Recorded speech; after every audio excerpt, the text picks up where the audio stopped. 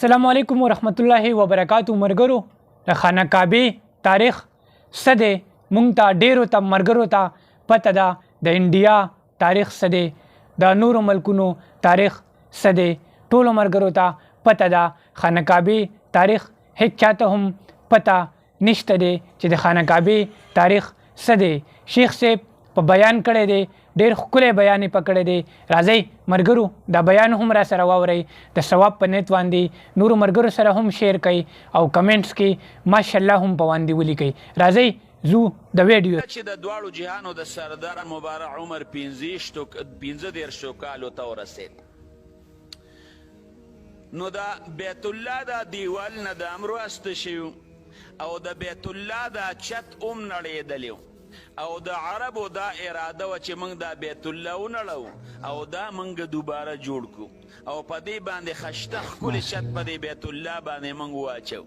خو لیکن چاند پې زړه نه شو کولی، هر سړی په دې باندې یریده یره که دا بیت الله موږ شهید کړو، لکه جومات سړی نه وي جوړی نو شهید کوي بیا روانی بیا. نو که دا بیت الله موږ شهید کوو هسې نه چې ته ضرر راته ونه رسي او تکلیف راته ونه رسي، نو هېڅ چا هم د بیت الله په شهید کولو د خانه کعبې په شهید کولو باندې اړه نه شو کولی، چا هم په شهید کولو اړه کولی نه شو او په نړولو چاړه نه شو کولی. او دویمه دا وه چې په دې کې یو خامار پکې دی رو، غټ خامار او مار، نو بعضې وخت کې به هغه سر روغ که او د بیت الله په دې دیوال باندې به یې سر ایښودی او دا خوله به یې وازه کړه. دومره غټ سر یو کتابونه لیکي لکه چیلی ته ګوره د چیلی چې څومره سر دی، د چیلی په شان دا خوله به یې وازه کړه، چیلی عمره سر یو. نو خلکو چې به هغې خامار ته مو کتل نو بیا خلک کم ځای کې ورتلل، یو ځای کې رکوټې ماري کم ځای کې ورځي، خلک نه ورتلل. اوس الله پکې خامار دیره کړی دی او دا خامار کتابونه لیکي وایي د 500 کالو پکې دا خامار دغې ځای کې دیره دی. دا ولې اوس الله ساتلی دی بیت الله چې د دواړو جهانو سردار مبارک را غټ شي، چې پاک پیغمبر مبارک پکې په خپل هم ګټې راوچلی که نه، الله رسول الله مبارک ته ایثار کړی دی. نو خیر اختلاف پکې شته، خو لیکن مشهور قول دا دی چې د دواړو جهانو د سردار مبارک عمر دغې وخت کې 15 کاله د نبوت د میلاوېدو نه 15 کاله مخکې دغې وخت کې دوی کلکه اراده وکړه چې بیت الله روانو. نو په دریاب کې یو بیړی و او یو بحري جز و په دریاب کې، هغه بندرګاه سره لګېدلی و، نو د هغه ټوټې شوي،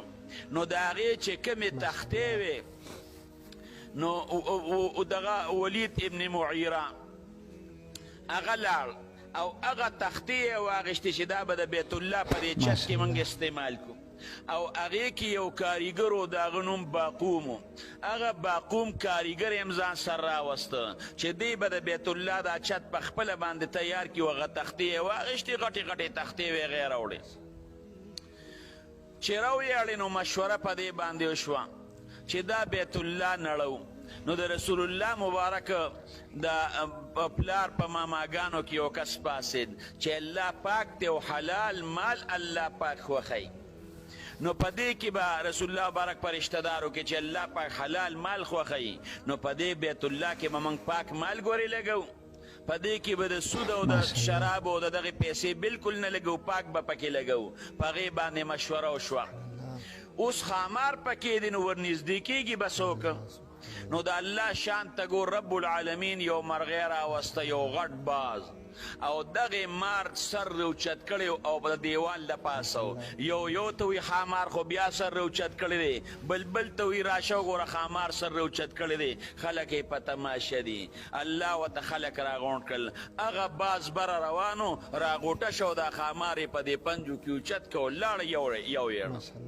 خلکو ویل لکه هغه باز راغی خامار یې یوړ، باز راغی خامار یې یوړ، خلک خوشحاله شو، ځکه خیر موقع شوه. اوس بیت الله بروانی څوک یو هم پیړه نشي کولی، هسې نه څه مصیبت راته پېښ نشي. ولید ابن معیره راغی او بره وروخته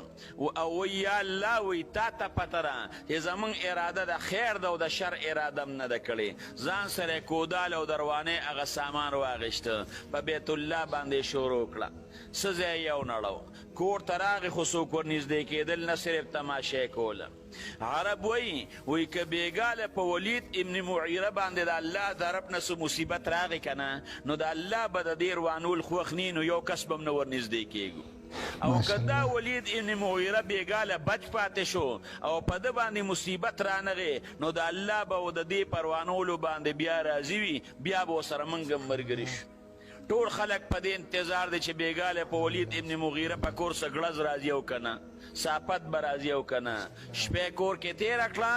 او سارې بیا ځان سره کودله راواغېشته ور روان شو دیوال ته ور وخت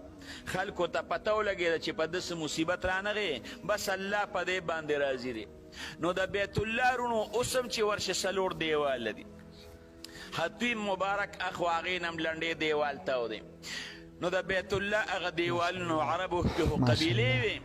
نو د هغې قبیلو کې تقسیم وشو مثال به درله درکم په دغې ګوټ باندې حجر اسود پروت دی نو دغه رنګ یو ګوټ چې کوم دی هغه دېخوا رکن یمانی دی رکن شمالي رکن عراقي هغه د بیت الله د هغې ګوټونو نومونه دي ښه ملګرو دا چې کوم دی شیخ صاحب بیان تاسې واورېدو دا خانه کعبې تاریخ چې کوم دی څومره ټوټل چې کوم دی تاسو بیان مکمل واورېدو ښه ملګرو موږ ته خپله رای کمنټس کې ضرور په باندې راکوئ ما شاهد مند خلوال ته راکوئ اجازت ښه د بریالي اوسئ د لوی الله په امان